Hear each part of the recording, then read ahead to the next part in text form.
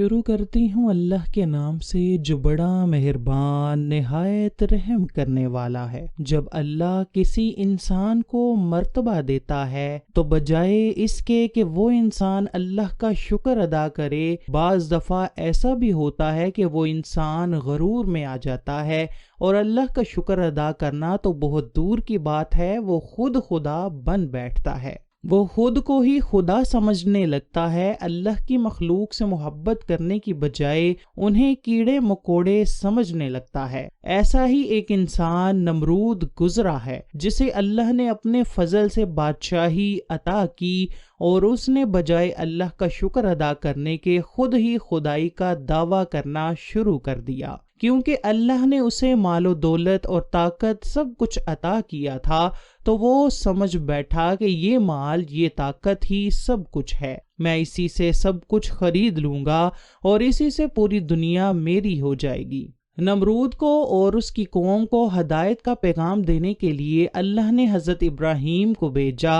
حضرت ابراہیم نے جب اسے ایک اللہ کو ماننے کا حکم دیا اور بتایا کہ میں اللہ کا نبی ہوں، تو اس نے اللہ کو ماننے سے صاف انکار کر دیا اور کہا کہ میں ہی رب ہوں، آپ مجھے رب مانیں۔ حضرت ابراہیم فرمانے لگے کہ میرا رب تو وہ ہے جو مردوں کو زندہ کرتا ہے اور زندوں کو مردہ کر دیتا ہے۔ نمرود کہنے لگا کہ اچھا، یہ کون سا مشکل کام ہے؟ اس نے کیا کیا؟ کتب میں اس واقعے کی تفصیل بیان ہوئی ہے کہ ایک ایسا شخص جس کی پھانسی کا حکم ہو چکا تھا، اسے مرنا تھا، اسے بلایا اور آزاد کر دیا، اور پھر کیا کیا کہ ایک آزاد انسان کو بلایا اور اسے پھانسی پر لٹکانے کا حکم دے دیا۔ پھر کہنے لگا کہ دیکھا، میں نے بھی مردہ کو زندہ کر دیا ہے اور زندہ کو مردہ کر دیا۔ حالانکہ حضرت ابراہیم کی اس بات سے یہ مراد ہرگز نہیں تھی۔ حضرت ابراہیم کا مطلب تھا کہ اللہ روح ڈالتا ہے اور روح نکالتا ہے۔ اب روح ڈالنا اور روح نکالنا یہ کسی انسان کے بس کی بات نہیں، مگر نمرود نے جان بوجھ کر ایسی چال چلی۔ اس واقعے کا بیان قرآن میں موجود ہے۔ اب نمرود کے اس بیہودہ جواب کے بعد حضرت ابراہیم کہنے لگے کہ اچھا، میرا رب تو وہ ہے جو سورج کو مشرق سے نکالتا ہے اور مغرب میں غروب کرتا ہے۔ تو اگر رب ہے تو سورج کو مغرب سے نکال اور مغرب میں غروب کر دے۔ اب اس بات پر نمرود لاجواب ہو گیا، یہ کام تو اس کے بس کی بات نہیں تھی۔ پھر کچھ دن بعد جب لوگوں کو ایک میلے میں جانا تھا، جب سب چلے گئے تو حضرت ابراہیم چپکے سے آئے اور سارے بتوں کو توڑ دیا جن کی نمرود کی قوم پوجا کرتی تھی، اور ان بتوں میں جو سب سے بڑا بت تھا، کلہاڑا اس کے کندھے پر رکھ دیا۔ جب سب واپس آئے تو دیکھا کہ سب بت ٹوٹے ہوئے ہیں۔ سب غصے سے لال ہو گئے اور جان گئے کہ یہ کام صرف اور صرف حضرت ابراہیم کا ہے، کیونکہ وہی ہر وقت ایک اللہ کی عبادت کی باتیں کرتے ہیں۔ چنانچہ انہوں نے حضرت ابراہیم کو بلایا اور پوچھا کہ بتائیں یہ بت کیسے ٹوٹ گئے؟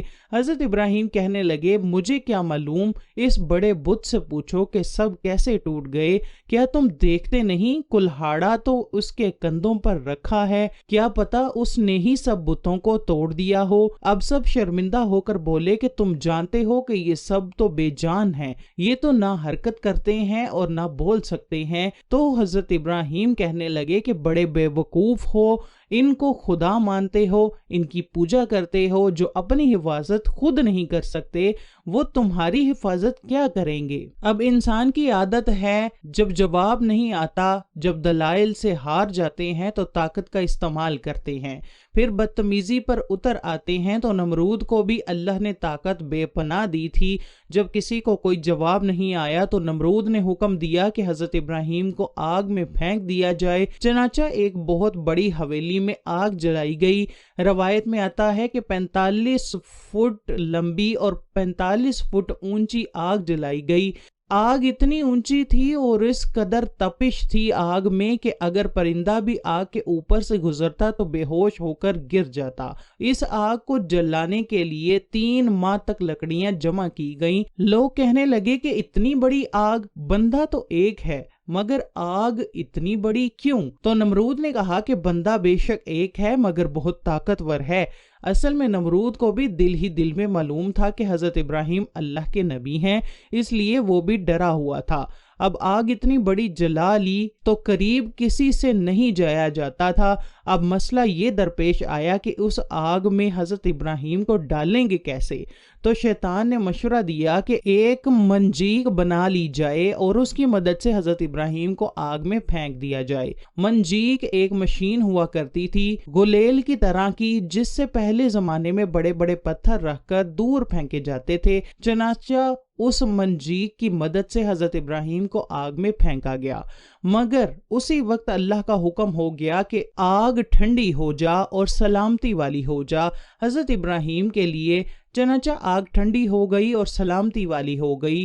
حضرت ابراہیم کے ارد گرد پھول اور خوشبو بکھر گئی، اور اس طرح اللہ نے اپنے خلیل کی حفاظت فرمائی۔ جب حضرت ابراہیم علیہ السلام کو آگ سے باہر نکالا گیا تو آگ سے باہر آتے ہی حضرت ابراہیم نے نمرودیوں سے کہا کہ تم سب اللہ کی عبادت کرو، بتوں کی عبادت کرنا چھوڑ دو، یہ بت تم کو جہنم کی آگ کی طرف لے جا رہے ہیں۔ حضرت ابراہیم نے نمرود کو سمجھاتے ہوئے کہا کہ تم اپنے بیہودہ کاموں سے باز آ جاؤ اور ایک خدا کی عبادت کرو۔ نمرود پر حضرت ابراہیم کی کسی بات پر کوئی اثر نہیں ہو رہا تھا۔ نمرود نے حضرت ابراہیم کو کہا کہ میں نمرود خدا ہوں۔ پھر نمرود نے حضرت ابراہیم کو کہا کہ تمہارا خدا کون ہے؟ حضرت ابراہیم نے فرمایا کہ میرا خدا اللہ تعالیٰ ہے، جو ہر کسی کو زندگی اور موت دینے والا ہے، جو پوری کائنات اور آسمانوں کا مالک ہے۔ جب ابراہیم علیہ السلام نے یہ بات کہی تو نمرود نے مسکراتے ہوئے کہا کہ یہ سب کام تو میں بھی کر سکتا ہوں۔ نمرود بادشاہ نے 2 قیدیوں کو بلوایا جس کو سزائے موت ہو چکی تھی۔ ان میں سے نمرود نے ایک کو مار دیا اور دوسرے کو آزاد کر دیا۔ یہ کام کرنے کے بعد نمرود حضرت ابراہیم کو کہنے لگا کہ یہ دیکھ میں خدا ہوں، میں نے ایک کو موت کے گھاٹ اتار دیا ہے اور دوسرے کو زندہ چھوڑ دیا ہے۔ اس طرح نمرود حضرت ابراہیم علیہ السلام کے سامنے بے شمار دلیل دیتے ہوئے کہنے لگا کہ اصل خدا تو میں ہوں، اب بتا تیرا خدا کون ہے؟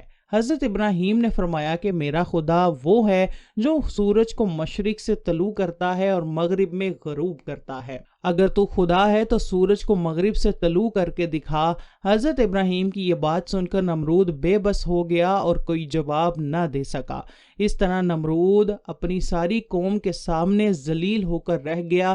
اس سے پہلے بھی کئی بار حضرت ابراہیم نے نمرود کو خدا کی عبادت کرنے اور خدا کو ایک ماننے کا حکم دے رکھا تھا۔ نمرود پر حضرت ابراہیم کی باتوں کا کوئی اثر نہ ہوتا تھا۔ چنانچہ حضرت ابراہیم نے کئی بار نمرود کو دین حق کو قبول کرنے کی دعوت دی تھی۔ نمرود حضرت ابراہیم کے اس عمل سے تنگ آ چکا تھا۔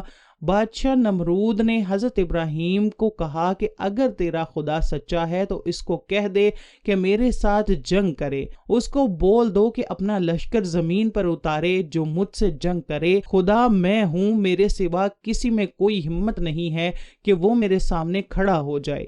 نمرود کی زبان سے یہ لفظوں کا نکلنا ہی تھا کہ حضرت ابراہیم کی بارگاہ میں حضرت جبرائیل تشریف لے آئے اور فرمانے لگے کہ اللہ تعالیٰ کا لشکر جنگ کرنے کے لیے تیار ہے۔ حضرت ابراہیم نے یہی الفاظ نمرود کو کہہ دیے کہ اللہ تعالیٰ کا لشکر جنگ کرنے کے لیے تیار ہے۔ حضرت ابراہیم کی بات کو سن کر نمرود نے جنگ کی تیاری کرنے کے لیے 3 دن مانگ لیے۔ اللہ تعالیٰ کی طرف سے نمرود کو 3 دن کا وقت دیا گیا۔ 3 دن تک نمرود نے ساری دنیا کے بڑے بڑے نامی گرامی جنگجوؤں کو بلوا لیا تھا۔ وہ نمرود کی طرف سے جنگ لڑنے کے لیے تیار ہو کر آئے تھے۔ جب نمرود کا سارا لشکر اکٹھا ہو گیا تو نمرود نے کہا کہ اے ابراہیم، میں جنگ کے لیے تیار ہوں، جو میں نے 3 دن مانگے تھے وہ پورے ہو گئے ہیں، تم اپنے رب کی فوج کو بلا لو۔ حضرت ابراہیم اللہ تعالیٰ کی بارگاہ میں دعا کرنے لگے تو اللہ تعالیٰ نے نمرود سے جنگ کرنے کے لیے مچھروں کا لشکر بھیج دیا، جس کی تعداد نمرود کے لشکر کے کئی گنا زیادہ تھی۔ اللہ تعالیٰ کے بھیجے گئے مچھروں نے چند ہی لمحوں میں نمرودی فوج پر حملہ کیا اور اس کی فوج کا خون چوس لیا۔ نمرود کی فوج میں ہڈیاں ہی ہڈیاں نظر آنے لگیں۔ جب نمرود نے اپنے لشکر کی یہ حالت دیکھی تو وہ سب کو چھوڑ کر اپنے محل کی طرف بھاگ گیا اور اپنی بیوی کے کمرے میں جا کر چھپ گیا۔ ایک لنگڑا مچھر نمرود کا پیچھا کرتا ہوا اس کے محل میں داخل ہو گیا تھا۔ کمرے میں داخل ہوتے ہی نمرود نے اپنی بیوی کو کہا کہ اس مچھر نے ساری فوج کو ہلاک کو برباد کر کے رکھ دیا ہے۔ یہ بات کر ہی رہا تھا کہ اللہ تعالیٰ کے حکم کی تعمیل کرتا ہوا ایک مچھر نمرود کی ناک میں چلا گیا۔ مچھر ناک سے ہوتا ہوا دماغ تک جا پہنچا۔ مچھر دماغ میں جا کر دماغ کو کاٹنے لگا۔ جب مچھر دماغ کو کاٹتا تو نمرود تکلیف سے اپنے سر کو پاگلوں کی طرح دیواروں میں مارتا تھا۔ اس طرح وہ مچھر نمرود کے دماغ کو کئی دن تک کھاتا رہا۔ نمرود نے یہ حکم جاری کر دیا تھا کہ جو کوئی بھی نمرود کے پاس آئے وہ اپنی جوتی اتار کر نمرود کے سر پر مارے۔ اس طرح نمرود کو چند دیر تک سکون رہتا تھا۔ تھوڑا سا ٹائم گزرنے کے بعد نمرود تکلیف سے پھر بے حال ہو جاتا تھا۔ اس لنگڑے مچھر کے کاٹنے سے نمرود اپنے سر کو دیواروں میں مارتا تھا۔ اسی سزا میں تڑپتا تڑپتا نمرود اس دنیا سے چل بسا۔ اس لیے کہا جاتا ہے کہ اللہ تعالیٰ کو کسی کا شریک مت ٹھہرایا جائے۔